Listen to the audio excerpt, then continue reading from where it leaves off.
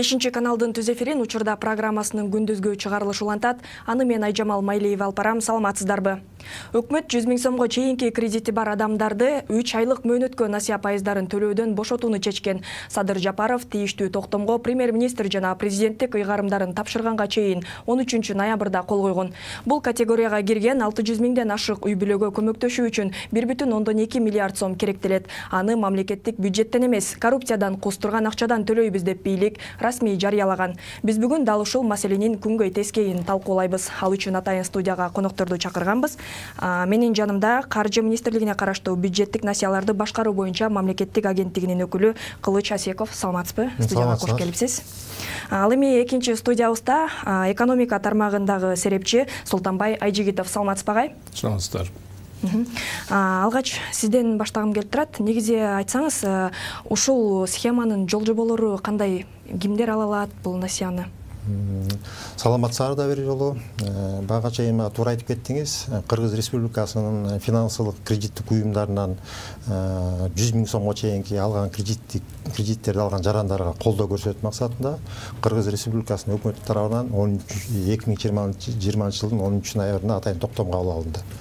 Бул токтомго ылайык биздин 2020 жылдын 1 октябрына чейин биздин алган жарандардын 100 000 сомго чейинки алган кредиттердин пайыздык чендерин Кыргыз Республикасынын финанс министрлиги тарабынан финансылык кредиттик уюмдарга финанс министрлиги төлөп берүүсү каралып атат. Бул эми тактап айтып кете тургандан бул декабрь айында төлөнүп турган проценттери 2021 жылдын январь жана февраль айында ушу 3 айдын пайыздык чендерин Кыргыз Республикасынын финанс министрлиги тарабынан төлөнүп берилет жарандардын атынан. Жарандар кантип кайрылыш керек? Мисалы, кимге кайрылат мындай жеңилдиктерге туш болуш үчүн? Азыркы маалда Кыргыз Республикасы финанс министрлиги улуттук банк менен чогуу ошо алгоритмди иштеп чыгуудабыз. Финанс министрлигине көчөгөнү улуттук банк тарабынан атайын финансылык кредиттик уюмдардын тизмеси берилди. 156 финансылык кредиттик уюм бар экен азыркы маалда. Ошо жарандарга насыя бере турган. Буга коммерциялык банктар кирип кетет, микрофинансовый организациялар кирип кетет, микрокредитный компаниялар кирип кетет.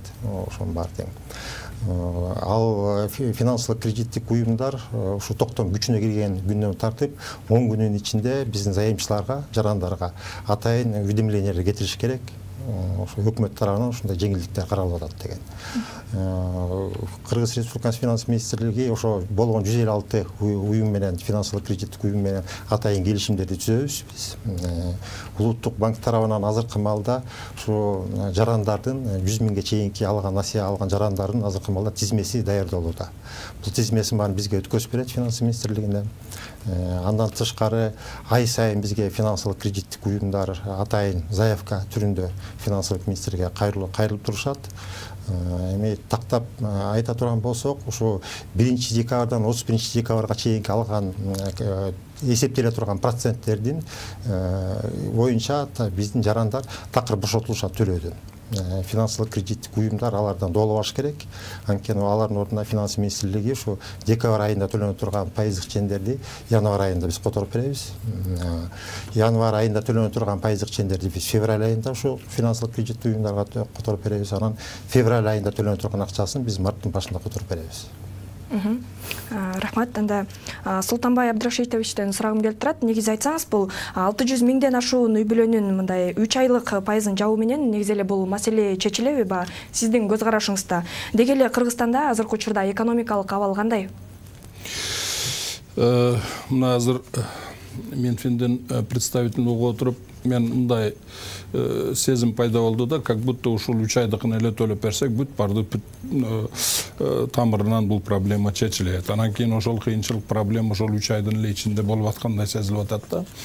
Анан ошондуктан сезилип атат, что бул заемщиктердин проблемасынын трагедиясынын тереңдигини жакшы түшүнбөгөндөй болуп атат да. Минфин деле, өкмөт деле, особенно улуттук банк деле. Чынын айтканда бул заемщиктердин проблемасы көбүрөөк улуттук банктын проблемасы, Минфиндин деле проблемасы, бирок негизинен улуттук банктын проблемасы да. Ошондуктан улуттук банктан берде представитель жоқтығы мындай өкүндүрүп атат да.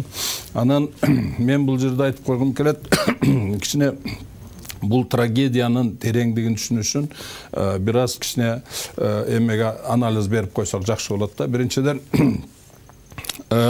азыркы күндө 30 жылдан бери араң эле турган экономикабыз мына пандемияга байланыштуу жана акыркы саясий окуяларга байланыштуу кескин түрдө резкий мындайча шарты экономикабыздын шарты начарлап кетти да.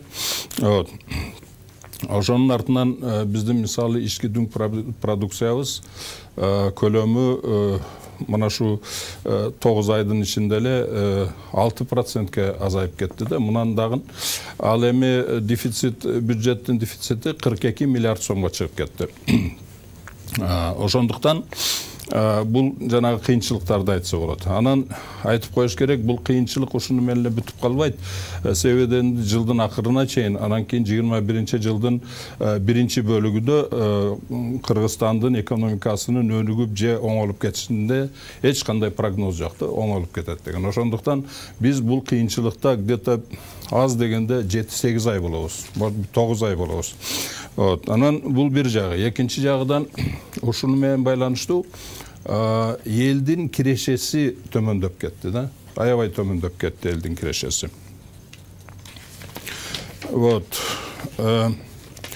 Элдин кирешеси төмөндөп кетти да. Анан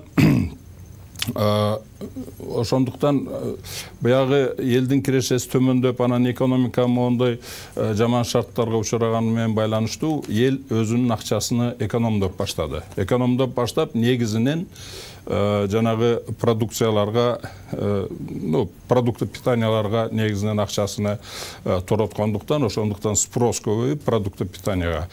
Кескин түрдө биздин Кыргызстанда продукты питанияга баалар өсүп кетти, өзүңөр деле көрүп турасыңар. Ошондон баанын өскөндөн кийин инфляция болуп, жанагы итак эле кичинекей кирешесинин жанагы сатып алуучу күчү төмөндөп кетти. Андан тышкары мына биз курсту көрүп атабыз, сомдун курсун. Курстун сому устойчивый мындай туруктуу курсу түшүп кетип атат. А бул эмнени айтып атат? Бул деген значит бир эле биздин өзүбүздүн продукциядан тышкары еще и бизге импорттоп келип аткан продукциянын баасы өсөт. Ошондуктан бул онон бетер биздин элди жанагы кедейчиликтин баткагына, анан ары белчесиден баткырып аткан эмеси болуп атат. Ошого байланыштуу мына кредит алгандар, биздин население жана бизнестер кредит алгандар ошол кредиттин кайтарышта аябай чоң мындай кыйынчылыктарга дуушар болуп турат да, кайтара албай атат ошонун аркасынан. Эми эгер карап көрө турган болсок, мына биздин Кыргызстанда статистика боюнча 1 миллиондон ашык үй бүлө насыя карыз алыптыр. 1 миллиондон ашык. Бул практически биздин Кыргызстандын бүт населениясын охватывать этип атат да. Ошондуктан бул могу проблема өтө чоң мынандай социалдык бомба да. Бул Кыргызстандын экономикасы начарлаган сайын, мына алдыңкы келе жаткан 1 жылдын ичинде начарлаган сайын бул бомба жарылып кетиши мүмкүн да, любой время жарылып кетиши мүмкүн. Онун последствиясы мындайча айтканда жакын арада эле ушул 1 жылга жетпей дагы жаңы 4-чү революция болуп кетиши мүмкүн. А бул жакта жанагы акчалуулар, башкалар анча деле страдать этпейт, кайра эле келип туруп карапайым эл шоруну тартып калат да. Ошондуктан азыр бул проблеманы тез түрүндө түп тамыры менен чече турган механизмдерди биз иштешибиз керек. Бул өтө серьезный, өтө кооптуу нерсе болуп атат бүгүнкү күндө. Ушунун аркасынан революция болуп кетиши. Эми бул жерде жанагы карыз алгандар, насыя алгандар, булар азыр эми талабы менен чыгып атат. Азыр жанагы эме чыккандан бери 3 айдыкыны үстөн пулуну төлөп беребиз дегенден кийин кичине тынчтанып калды. Бирок бул кайра эле проблема чечилбей эле турат да. Рахмат агай, ушул жерден мен Кылыч мырзага суроо бергим келип турат да. Агай айтып атпайбы жогоруда бул аябай коомдогу социалдык эң жогорку аябай орчундуу маселе депчи. Негизи ушул маселени чечүүнүн бир жол жоболору каралып атабы учурда? Мисалы буга чейин деле дал ушул маселеден улам жарандар митингке да чыгып кайрылганда баягы үстөк пайызды такыр эле жокко чыгарса деген сунуш мененчи. Ошол алардын сунушу мындай сурануулары каралганбы? Мына буга чейин туура айтып кетти. Чындап айтканда, могу бизде пандемия башталгандан баштап бизде жарандар, насыялган жарандар төлөөгө мүмкүнчүлүктөрү аябай кыйын болуп турат азыркы маалда. Ошон үчүн пандемия алгандан баштап эле биздин жарандар коммерциялык банктардын аттарына кайрылуулары боло баштаган. Улуттук банктын атайын өзүнүн токтомун чыгарган.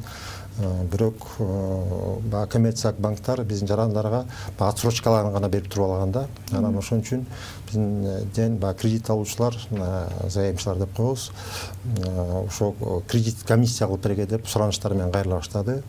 Бул эми кредит комиссия деген эмне деп айтсак, баягы пайыздык чендерин такыр жоюп берүүсү боюнча сурануулар кылынды. Эми ушул программаны алганда биз жарандын атынан пайыздык ченин пайызын биз төлөп беребиз деп атпайбызбы? Ошол экинде как раз эмеси каралып атат да, пайызды жоюу деген сөз эле болуп атат да.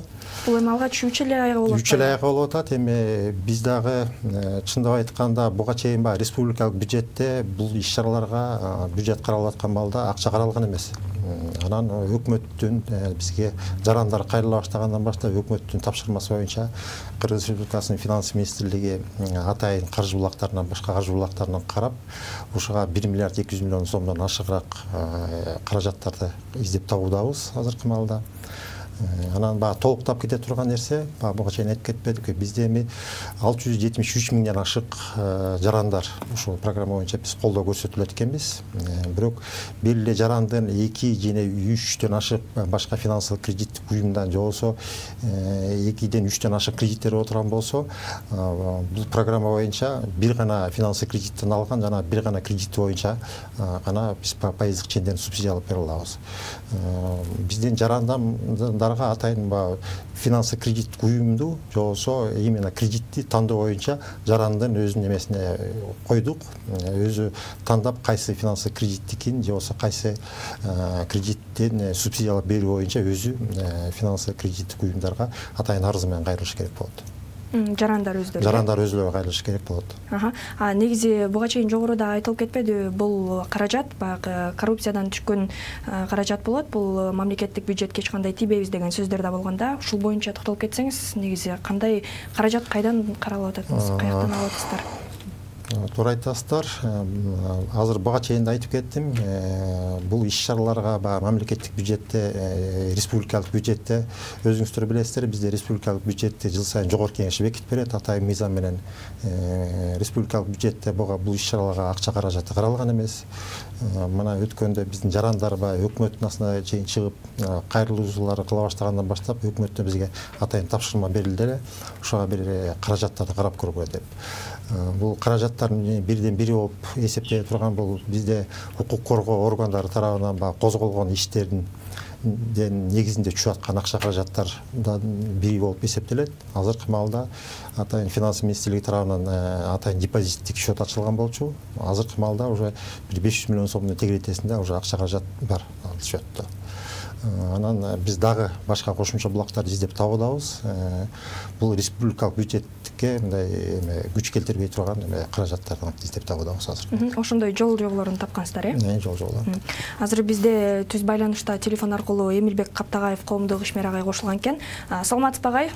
Айтсаңыз, негизи эле бул коомдо ушундай сөз болуп атат да, эл менен өкмөттүн ортосунда коммерциялык банктар пайыздардын айырмасын 2 эсе эле пайда таппайбы деген сөздөр, суроолор, бүдөнбүк ойлор да жаралууда. Сиздин пикириңиз кандай бул боюнча? Эми жакында ушул жогорку кеңеште өкмөттүн маалыматынан кийин чында көп ой пайда болду да. Анткени өкмөт айтып атат, ушул бюджеттин теги каражат тартыштыгынан şu kommersiялык банктардан насыя алып кыска мөөнөткө 6 айга 1 жылга чейин ошонун эсебинен жанагы ички сырттык карыздарды төлөйбүз деп айтып атпайбы? Анан бул аз акча эмес да, 10-20-30 миллиарддаган чоң акча.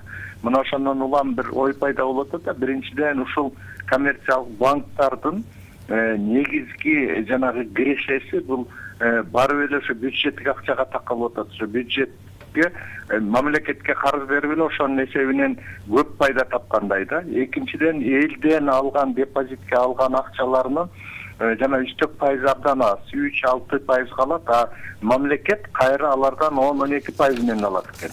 Мына ошондон улам ушул маселеге негизи коомчулуктагы анан негизи эле ушу мамлекет дагы мындай тыкканыраак, тыккызыраак көңүл буруш керекпи деген ой пайда болду. Биринчиден жана мамлекет менен мамлекеттик органдар ошол эле каржы министрлиги, өкмөт менен коммерциялык банктын ортосунда ушу коррупциялык бир мамилелер болушу мүмкүн.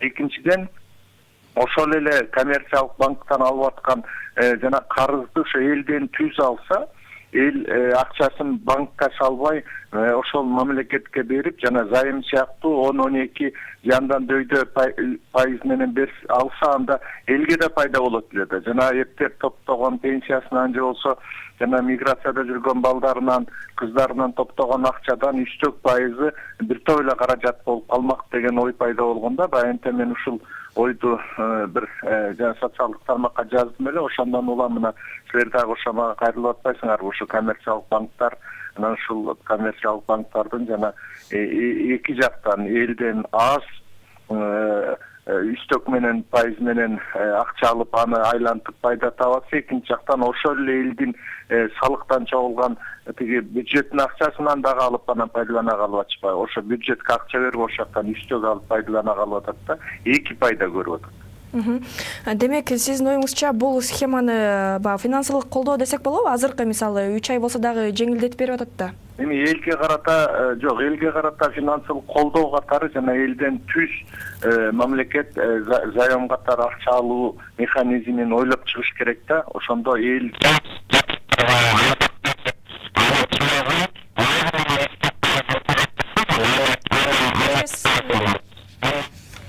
сиздин сүйлөгөндөрүңүз бир аз угулбай кетти. Алло, угулуп атабызбы? Мага угул. Эми айтыңыз. Оюмду. Ошол жана элге карата да бул жакшы колдоо болмок да, ошо эл өзүнүн акчасын ошол өкмөткө, мамлекетке карыз берүү менен ошо бир топ эле киреше таап алат беле деген ой менен айтып атам да мен. Чоң рахмат сиздин пикириңизге. Жакшы. Ийгилик. Телегөрүүчүлөрдүн эсине сала кетсек, бизде студияда түз байланышта коомдук ишмер Эмилбек Каптагаев болду. Ушул агайдын пикирин улай эле мен Султанбай Абдрашитовичке суроо бергим келип атат. Айтсаңыз, негизи сиздин оюңузча ушул схеманы баягы элди колдоо десек болобу же кандайдыр бир акча же кредиттик саясатты кайра карап, насыялардын пайыздарын кайра төмөндөтүү сунушталыш керекпи? Жана Кылычбек мырза айтып кетпедиби? Негизинен жанагы насыя алгандар булар жанагы 3 айдын пайызын төлөп бер деп талап койгон жери жок. Булар түп тамыры менен чечкиле деп атат. Анан негизинен эң радикалдуу насыячылар булар вообще эле эмен жойгула деп атат да карыздарды, ошол пандемия, форс-мажор менен байланыштуу деп. Бирок эгер баардыгы карыздар жойго турган болсо, биз банковский кризиске учурайбыз. Ошондуктан бул мүмкүн эмес нерсе да. Бирок жанагы более жанагы конструктивдүү насыячылар негизинен көпчүлүгү булар эмне деп атат, жанагы кредит шартыны кичине жеңилдетип бергиле деп атат, пайыздарын азайткыла, төмөндөткүлө, анан кийин жанагы срокторуну узартып бергиле деген талапты коюп атат да. Анан азыр эми могу эмени ала турган болсок, бүгүнкү күндө бул жанагы азыркы правительствонун, азыркы өкмөттүн көрүп аткан чаралары мындайча айтканда пайдасыз эле болуп калып атат да, негизинен жөн эле мындай акчаны, элдин акчасыны мындай тораткан болуп калып атат. Биринчиден бул жанагы карап аткан, өкмөт жагынан карап аткан шарттарды коомдо мындай пиар компания катары эле мындай кабыл алып атат да, могу президенттик шайлоо менен байланыштуу кылып. Экинчиден бул 3 айга эле, мисалы 3 айга эле процентini жана үстөк пайызыны төлөп берип атат. 3 айдан кийин эмне болот? 3 айдан кийин 600 миң ашык үй бүлөдөн ашык адамдар ошол эле проблемасы менен калып атпайбы. Анан кийин экономика начарлап аткандан бул 3 айдан кийин, 4 айдан кийин андан бетер шартка түшүп калышы мүмкүн да, андан да бетер болуп, жанагы карыздарыны төгө албай, андан бетер ушул проблема ошол бойдон эле калып атат да, чечилбей. Анан дагы бир жана Кылычбекке мен суроо берип кетерим. 100 миңден ашык алган карыздар кандай болот? Дагы түшүнүксүз болуп калып атат да. Себеби деген бүгүнкү күндө бизде миллиондон ашык эл үй бүлө карыз алып аткан. Калган ошол 600 миң киши эмне болот алар? Ошонун немеси болуп атат да. Вот, анан кийин бул жерде жанагы 1 миллиард 200 миллиондун пайдасыны булар только коммерческий банктар, анан жана микрофинансовый организациялар эле алып калып атат да. Эл болсо 3 ай кичине жанагы көз жашын арчып, сооруп, анан кийин 3 айдан кийин кайра эле чырылдап ыйлай баштайт. Анан бетер болуп чырылдай баштайт. Үчүнчүдөн жанагы акчаны топтогон акчаларды ошончо кыйынчылык менен жанагы коррупционерлерден андай мындай көп нерселер менен топтогон акчалары жөн эле мындай пайдасыз кетип калып аткандай сезилип атат да. Рахмат. Мен Кылычбек мырза да жогоруда айтып кетпеди, баягы 100 миң сомдон ашык кредит алгандар эмне болот депчи. Мен да ушул суроону бергим келип атканда, алардын жагдайы кандай болот? Эми бул туура суроо болду. Биринчиден дагы бир жолу айтып кете турган болсом, Кыргыз Республикасынын өкмөтү ушу коронавирус пандемиясы бизде башталгандан баштап атайын чараларды карап, атайын иштерди иштеп келатат. Мына жайында биздики атайын ишкердик субъекттерди колдоо боюнча атайын бир программа иштелип чыкты эле. Ал программа боюнча эми 100 миңден өйдө калган жарандар деп атпайсыңарбы? 100 миңден өйдө алган жарандар биздики көбүнчө бизде ишкердик субъекттер болуп эсептелет. Ушу ишкердик субъекттерге жардам көрсөтүү максатында атайын ишкердик субъекттерге каржылоо программасы иштелип чыккан. Азыркы маалда ал дагы иш жүзүндө ашууда. Бул программаны алкаганда 3 миллиард 700 миллион сомдон ашык акча каражаты биз азыр 13 коммерциялык банктар аркылуу бул программаны ишке ашыруудабыз. 3 миллиард 100 миллион сом акча каражаты уже биздин ишкердик субъекттерге берилди. Бул программа боюнча кандай десек, пайыздык чендерди түшүрүү боюнча деп атпайбы? Программа боюнча 4% менен, 6% менен, 8 анан 11% менен кредиттик каражаттар берилип атат. Анан мурунку пайыздык чендерди көбүрөөк пайыздык чен менен алган субъекттерге программа боюнча атайын шарты бар. Кайра каржылайт, бул рефинансирование деп коет. Жолсо доллар менен алган болсо, евро менен алган кредиттер болгон болсо, ушу программадан негизинде ошо банк сом менен кредитин алып, анан ошол эки мурунку кредитин рефинансирование кылып жоюуга каралганда, атайын ал боюнча бизде өзүнчө программа иш жүзүндө азыр ашырылып атат. Андан сырткары бизде буга чейин айтылып кетпедиби, пайыздык чендерди түшүрүү боюнча кандай иш аракеттер кылып атат деп. Ушу өкмөт тарабынан биздики 2013 жылдан баштап атайын айыл чарбасынын каржылоо программасы да ишке ашып келет. Азыркы маалда параллель түрдө. Быйылкы жылы ошо айыл чарбасынын каржылоо 8 программасы ишке ашып жатат азыркы маалда. Ал программа боюнча да биздики айылдык чарбакер субъекттерге 6 миллиард 200 миллион сом өлчөмүндөгү кредит берүү боюнча ал проект боюнча да каралган. Эми өкмөт тарабынан бардык мүмкүнчүлүгүнө карата көптөгөн иш-чаралар азыркы маалда иш жүзүнө ашып келет. Мен кайрадан Султанбай Абдрасичтовичке кайрылгым келип атат. Айтсаңыз, негизи жогоруда айтылды да, бул акчалар, каражаттардын бардыгы мамлекеттик коррупциянын кустуруунун негизинде келип түшкөн каражаттар чогулат депчи. Сиздин пикириңизде чогулабы ушунча каражат? Мисалы, жок эле дегенде, могу 600 миңден ашуун үй бүлөнүн насыяларынын пайыздарын төлөө үчүн эле 1,2 миллиард сом керектелет экен да? Эми мен ишенем, что 2 миллиардга чейин эме кылса болот да, тапса болот. Себеби деген жанагы Матраимов эле 2 миллиард сомду төгүп берем деп айтпады. Ошондуктан бул мүмкүнчүлүгү бар. Бирок мында кеп эмес да. Себеби деген жана Кылыч мырза айтып аткан эмелерде, механизмдерде, мисалы 3 миллиард, 4 миллиард берем деп атпайбы, анан кийин 4%, 12%, 17%тен ашпаганда. Бул мизер да, мындайча айтканда. Кыргызстандын экономикасы үчүн, бизнес үчүн бул бул вообще мизер. Анан кийин мунун арасында наоборот коррупция күчөй баштайт. Себеби деген жанагы акчага эме кылам деп бар түрдүү коррупционный движениялар башталат да. Ошондуктан бул жагы бул деле чечим эмес да. Бул чоң тупикте турат. Анан кийин ошондуктан мисалы мен айткым келет да, бул мындай тупик болуп чечилбеген жок, чечиле турган жолдору бар. Мисалы мен бир эмени механизмди сунуштап атам, эч эле мен эч кимге жеткире албай атам да ушуну.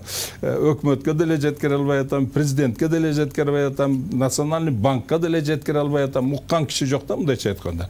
Бирок эгер мен жанагы мен сунуштаган механизмдер мени эме кыла турган болсок, биринчиден жанагы 1 миллиард 200 миллиондун эле ченеминде эгер ошону эле колдонуп туруп 600 миң насыяны кайрадан пересматривать этип реструктуризация жасап койсо болот.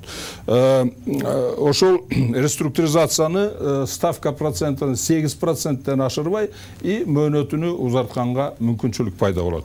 Экинчиден ошол эле механизмди мен предлагать этип аткан механизмди эгер колдоно турган болсок, жанагы банктар ошол азыркы планировать берилген кредиттер планировать эткен кирешесин толугу менен алганга мүмкүнчүлүк пайда болот. Андан тышкары булар мындайча айтканда бүт эле банковский система бүт активтерин оңдоп жакшып иштей турган болуп калып, экономиканы мындай жандандыра турган шартка алып келет да бул.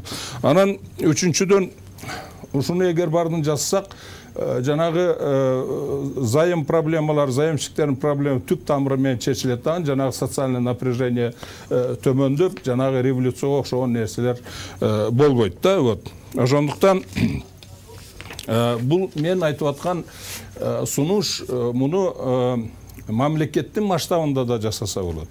Отдельный банктын көлөмүндө да жасаса болот. Вот. Ошондуктан мен жанагы биринчи кезде ошол заемщиктерге кайрылып кетким келет, экинчиден банкирлерге кайрылып кетким келет. Себеби деген банкирлер дагы мына келечекте, мына ближайший келе жаткан эмеде аябай чоң проблемага дуушар болуп калышы мүмкүн. Кризис, банковский кризиске дуушар болуп калышы мүмкүн да. Ошондуктан банкирлерге дагы кайрылып кетип атам. Анан өкмөткө кайрылып кетип атам. И улуттук банкка кайрылып кетип атам да. Если ушул менин предложением силерге кызык болсо, мага чалгыла, мен силер менен иштегенге даярмын. Мен жөн эле айтып бербей, ушул механизмди ишке ашырып берейин деп сунуштап атам да. Бизде аз гана убактыбыз калыптыр. Ушуга отурлай эле жыйынтыктоочу сөзүңүздү дагы айта кетсеңиз болот.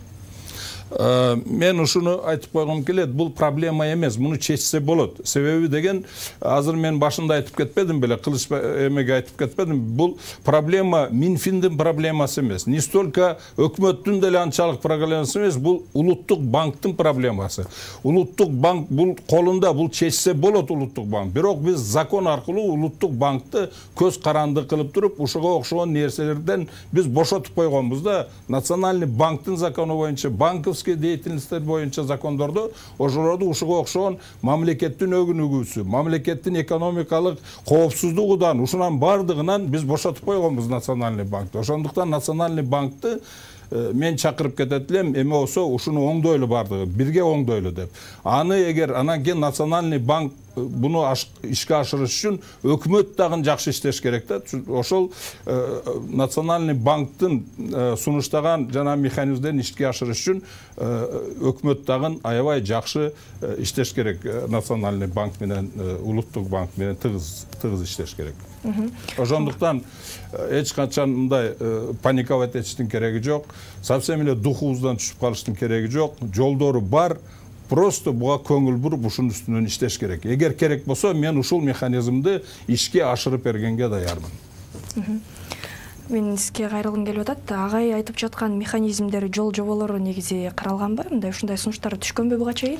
Жок, буга чейин мындай сунуштар түшкөн эмес. Буга чейин туура айтып кетти. Кыргыз Республикасынын финанс министрлиги да өкмөт тарабынан дагы биз бардык механизмди караганга даярбыз. Азыркы маалда. Бул эми биздики биринчи окуудан болуп атпайбы, азыр колдоо көрсөтүү максатында. Анан биздин финансы тармагында иштеген банктар аркылуу ошолордун баары менен биз ар биринин сунушун караганга даярбыз. И өкмөт тарабынан мүмкүнчүлүгүнө карата биз жардам көрсөтүүгө ар дайым даярбыз. Буга чейин туура айтылып кетип атат. Эми улуттук банк тағы коммерциялық банктардағы бұлар баяғы өкмөт тарабынан аларга тапшырма бергенге бізде мөңгемебиз жок, биз сунуш гана бергенге биздин эми укугубуз бар да өкмөт тарабынан. Анан ошон үчүн биз ар бири менин эмеге караганга, ар биринин сунушунда караганга дайымбыз. Кыскача жыйынтыктоочу сөзүңүздү айтыңыз. Эми ушу бардык биздин баягы 100 000 сомго чейинки алган жарандарга кайрылып кетким келет эле. Ушу декабрь, январь жана февраль айында төлөй турган пайыздык чендериңерди Кыргыз Республикасынын өкмөт тарабынан силердин ордуңарга финанс министрлиги төрөп берет. Ошон үчүн силер баягы ар бириңиздер кайсы кредиттик уюмдан кредит алганыңар болсо, ошол элге барыңыздар кайрылууңарга сунуштайт элем. Рахмат. Биз бүгүн насыя алгандарга жеңилдик деген теманын алкагында сөз кылдык. Ал үчүн студияга келген конокторубузду дагы бир жолу тааныштыра кетсем, Каржы министрлигине караштуу бюджеттик насыяларды башкаруу боюнча мамлекеттик агенттигинин өкүлү Кылыч Асеков. Рахмат сизге келип бергениңизге. Экинчи студиябызда отурган экономика тармагындагы серепчи Солтонбай Айжигитов болду. Берүүнү мен Айжамал Майлиева алып бардым. Кийинки эфирден көрүшкөнчө саламатта калыңыздар.